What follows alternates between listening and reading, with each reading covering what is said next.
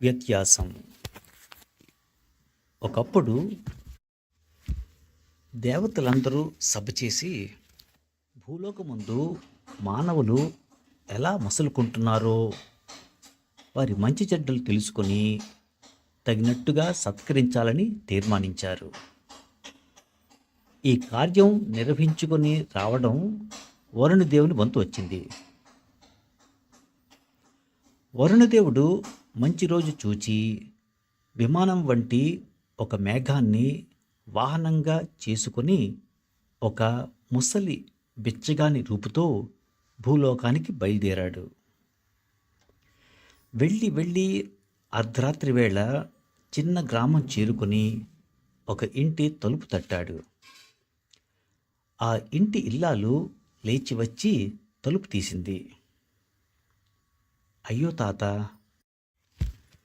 ఇంత రాత్రప్పుడు ఇలా చలిలో దేవులాడుతున్నావే, పాపం, లోపలికి వచ్చి పడుకో, ప్రొద్దుటే లేచి పోదుగాని అంటూ ఎంతో ఆప్యాయంగా ఆదరించింది.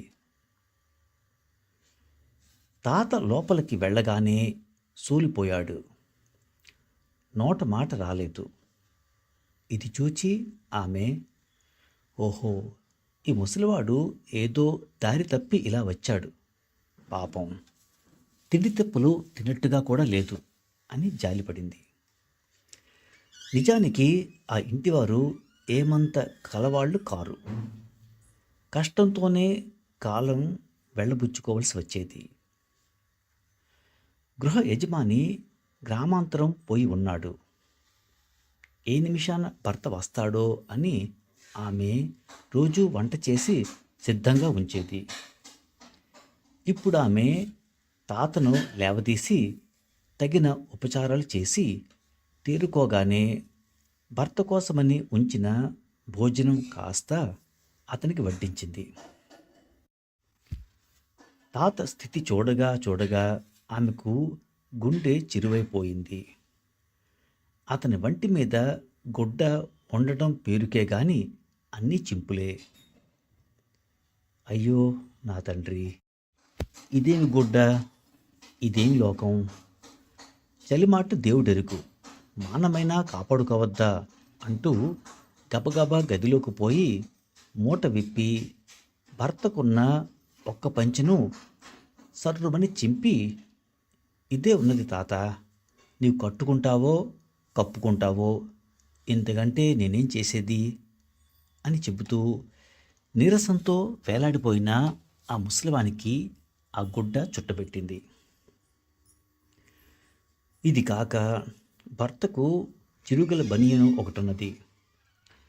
కుట్టి బాగు చేసి అది కూడా ఈ దిక్కులేని వానికి ఇద్దామని ముందు పడవేసుకొని కూర్చున్నది. ఆ కుట్టు పని పూర్తి చేసేటప్పటికీ భళ్ళున తెల్లవారింది.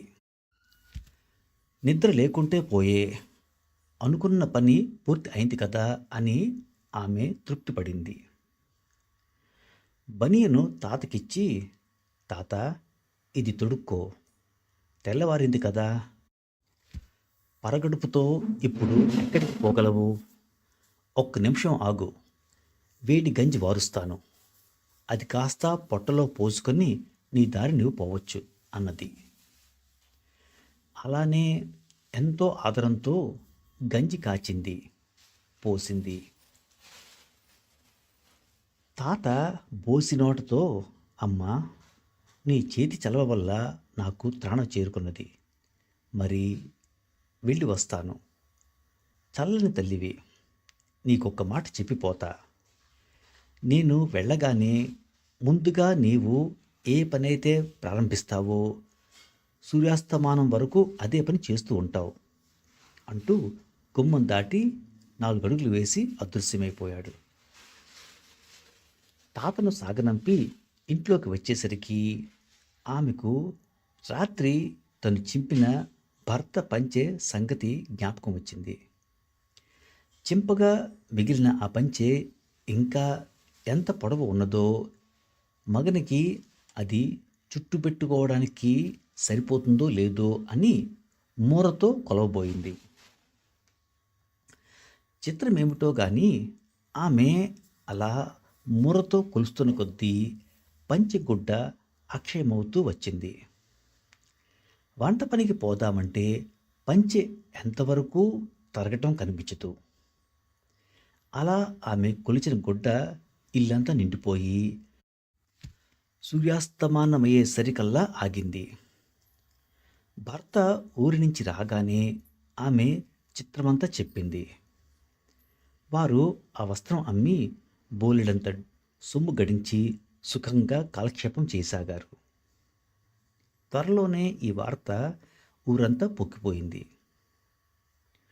పొరుగింటి పుల్లమ్మ ఊరుకోక ఆ ఇల్లాలిని తరచి తరచి అడిగి వివరాలన్నీ తెలుసుకున్నది. తెలుసుకున్నప్పటి నుంచి మన ఇంటికి కూడా ఎవరన్నా అతిథులు వస్తే బాగుండును అని మనసులో ఆరాటపడచొచ్చింది. అనుకున్నట్టుగా కొద్ది రోజులకి పుల్లమ్మ గారింటికి కూడా ఒక అర్ధరాత్రి వేళ ఒక ముసలివాడు వచ్చి తలుపు తట్టాడు. తయారులో ఉన్న పుల్లమ్మ గభీమని లేచి తలుపు తీసింది. తెచ్చిపెట్టుకున్న ఆప్యాయతతో రండి తాతగారు రండి అని పిలిచి వానిని లోపలకు తీసుకుపోయింది. అతడు అడక్కపోయినా ఘనంగా ఉన్నట్టు నటించి భోజనం వడ్డించింది.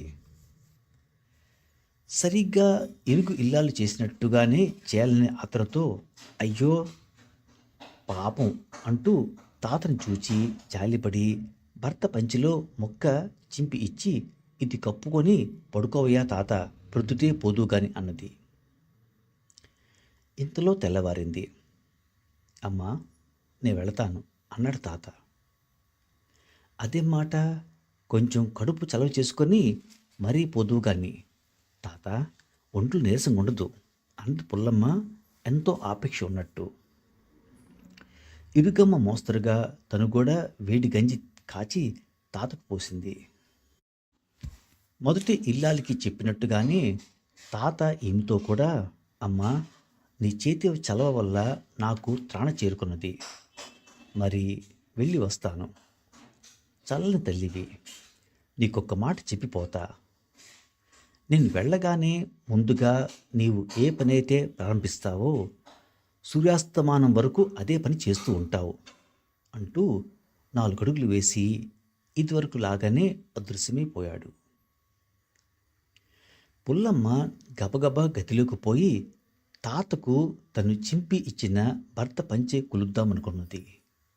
కానీ అంతలో పశువులకు దప్పిక వేసి ఒకటే గొలగా అరవసాగినాయి. తొట్టిలో నీళ్లు పోసేసి వాటి పీడ వదిలించుకుందాం, ఇక రోజంతా నిశ్చింతగా కూర్చుని అదే పనిగా గుడ్డ కొలుచుకోవచ్చు అనుకున్నది పుల్లమ్మ. అలా అనుకుని నూతి వద్దకు వెళ్ళి చేత వేసి తోడటం ప్రారంభించింది. తొట్టి నింపి వెళ్ళిపోదామనుకుంటే చేతి నుంచి చేత వదలదే. దేవుడా అంటూ ప్రొద్దు తిరిగే వరకు ఆమె అలా నీళ్లు తోడుతూనే ఉన్నది. ఆ నీటితో కుడితే తొట్టి మాత్రమే కాకుండా ఇల్లు వాకిలి నిండిపోయాయి. అంతేకాదు ఆ వీధంతా బురద అయిపోయేసరికి అందరూ ఆవిడి మీదికి దెబ్బలాటకు వచ్చి తిట్టిపోశారు. ఏమైతేనేం చేతులు పీకేటట్టు నీళ్లు తోడిపోయటం, నిష్కారణంగా ఊళ్ళో వాళ్ళ చేత చివాట్లు తినడం పుల్లమ్మకు తప్పనిసరి అయింది. దేవుని దృష్టిలో అందరూ ఒకటే, అందరినూ దేవుడు సమభావంతో సత్కరిస్తాడు. అయితే ఫలితాలు మటుకు ఎవరి గుణగణాలను బట్టి వాళ్లకు కలుగుతుంటాయి.